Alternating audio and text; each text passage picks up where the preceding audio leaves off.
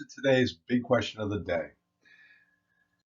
So today's big question is John, his client, comes to him and says he wants to know whether he should delay Social Security or not. He's an aggressive investor, and he and his wife are healthy and believe that they will each live to at least 90. Should they delay, and why not, if so? Well, there are a lot of things that go into whether you should delay, and it's not a very simple thing you can do with a simple piece of software because there are multiple things to have to go into whether the decision making process. Longevity, the age difference between the spouses, the risk that the client is willing to live without the income. When do they need it? If the client is short income early on, then it may be no choice. Appetite for higher risk and returns in their portfolio. The more aggressive the investor is, the less likely delaying Social Security makes sense because you'd have to eat the capital up while you're delaying, and then you're going to lose that aggressive capital growth and its potential earnings down the road.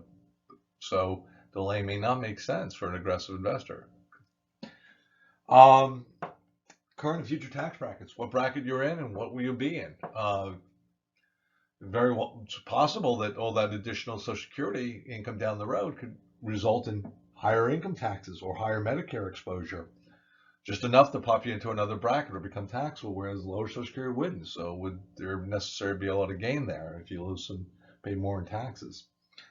And of course, what other strategies you're doing in your planning? If you're planning to do a Roth conversion, well, Roth conversion strategies want to have as little income as possible up front, so delaying may make more sense. How do you measure? That's a good question.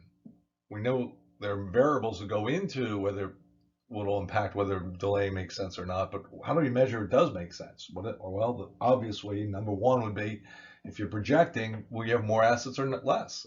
That's simple enough. Second point is conversion, the crossover point. How long does it take you to recover all your money if you do by delaying? Right? Third is, do you have the available capital? Will you be exposing yourself to immense risk by liquidating everything you have, waiting to delay? Maybe you can't afford to, and that's kind of a restriction rather than a measurement point. Then there are second tier, we'll call the fourth, fifth, and sixth dimensions that really help evaluate whether they can delay Social Security. Doing delayed Social Security makes sense. Withdrawal rate. Taking high withdrawal rates in early years puts us at risk to an adverse sequence of returns. So we want to look at that impact. Impact on taxation. How is this going to benefit me from a tax point of view?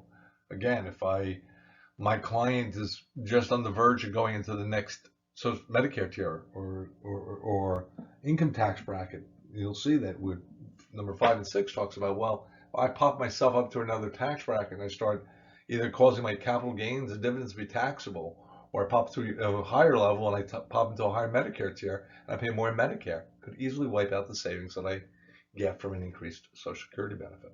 So we want to understand those events and measure those in our calculations. So here I have an example to show you what happens with an aggressive investor. If I had an aggressive investor, and you can see the green line, that represents the person doing a delayed Social Security. This is an aggressive investor. So the red line is taking early Social Security. Well, an aggressive investor is going to lose the capital. And what's going to happen is even though I start catching back up to the red line, to early Social Security, because I'm now collecting more than I would in the early Social Security years, the problem is my capital that I've lost and all its growth, just not enough to catch up. Can't do it. I lost too much capital and too much growth.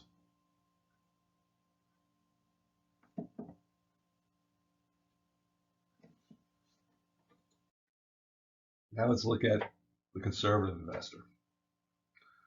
Well, the conservative investor now, the red line is taking early Social Security and the green line is taking delayed Social Security. Well, obviously it's a much worse situation overall because of how the investor invests. But the difference is Now the green line, I burned through capital that was slow growth capital. It wasn't going anywhere anyhow. And so the increase in income lets me catch up to the red line, which is mostly slow growth dollars that are growing really slowly. So the increased income in this case is beneficial. So you can see where a client who is aggressive and loses the capital compared to an aggressive capital person who takes early Social Security, the early Social Security person has more money or longer and they're growing it faster, they're going to stay way ahead of me. Me falling behind to start with by delaying and eating up capital makes it harder. I'm comparing aggressive investor to aggressive investor, taking early versus taking delayed. The taking delay is a loser. But if it's a conservative investor, then taking early is the loser and taking delayed is the winner. Right? Hope that was helpful today. Thank you very much.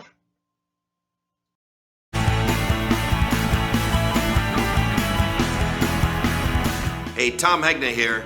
I've written 5 books on retirement. Many of you know that. But I'll tell you, I've also attended Thrive University multiple times.